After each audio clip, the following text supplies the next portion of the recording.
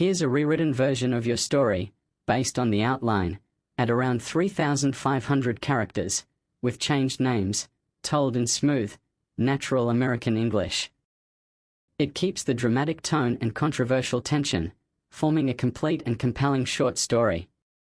On her very first roll call at Fort Valor's training camp, Ava Morgan was ordered to remove the gauze wrapped around her forearm. As she pulled it back, the tattoo beneath caught the morning light, an intricate snake coiled around a spear, sharp and deliberate. The platoon laughed. One sergeant muttered, "What is this? Auditions for Netflix villains?"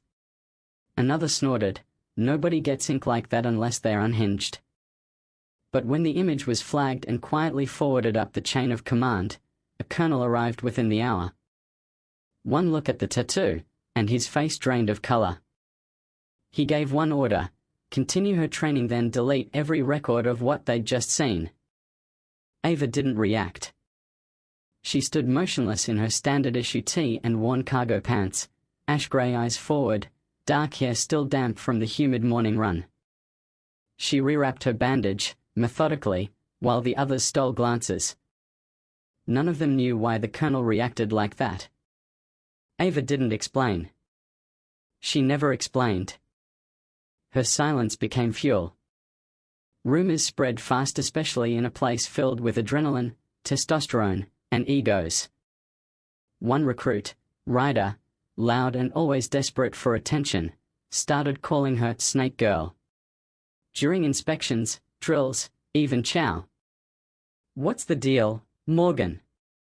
Trying to look dangerous?" Others joined in. A girl named Alexis, always perfect in uniform, would sneer, "Maybe it's to distract from her Goodwill wardrobe." Ava never replied. She didn't need to. Then came the navigation drill. Ryder insisted they take the left trail. Ava quietly pointed to the right. "It's a dead end," she warned. They ignored her. 2 hours later, Ryder and the team were knee-deep in swamp mud, swearing and exhausted. Ava had already arrived at the checkpoint, dry, calm, holding the map. When Instructor Valdez announced her team had the fastest time, nobody said a word. Ryder glared at her. She walked past him like he wasn't even there. The whisper campaign didn't stop. If anything, it intensified. During physical drills, they mocked her when she couldn't reach the minimum pull-up count. "Maybe that snake tattoo should lift the bar for you," Bryce shouted once, laughing. Ava dropped from the bar, wiped the sweat from her brow, and said quietly, "I'll get it tomorrow." That night, her name was moved to the low-performance squad. Not a punishment, more like exile. The auxiliary squad was full of misfits and washouts. Ava didn't complain. She worked in silence, outperformed them in field ops, memorized maps faster than anyone else. One night, a recruit bumped into her and said, "That tattoo doesn't make you special." Ava didn't flinch.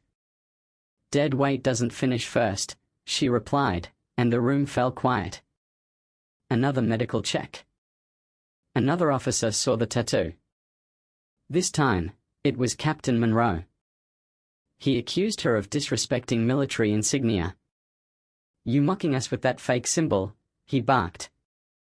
Ava stared at him. "I don't remember where it came from," she said. He wrote her up. She was confined to isolation while an investigation began. That's when the pieces started to slip out. A supply clerk overheard whisper something about Echo Viper, a mission that had gone dark years ago. Ava's name was on a classified document stamped with a seal he didn't recognize. The rumor spread like wildfire. She wasn't some random recruit. She was a ghost. A survivor from a unit that wasn't supposed to exist. The final review came with polished boots and stiff uniforms. When Colonel Ashford called Ava to the front, everyone held their breath. "Remove the gauze," he said. She did. The snake gleamed under the lights. Without a word, Ashford took off his jacket. The same tattoo was on his shoulder. "We are the last," he said, voice thick. "She's one of us." That was it. No fanfare. No drama. But in that moment, the silence screamed louder than any insult ever had.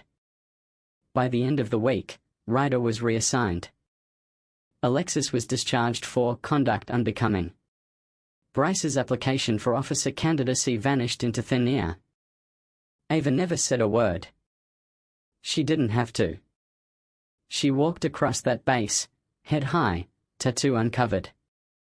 And for the first time, nobody laughed. They just moved out of her way.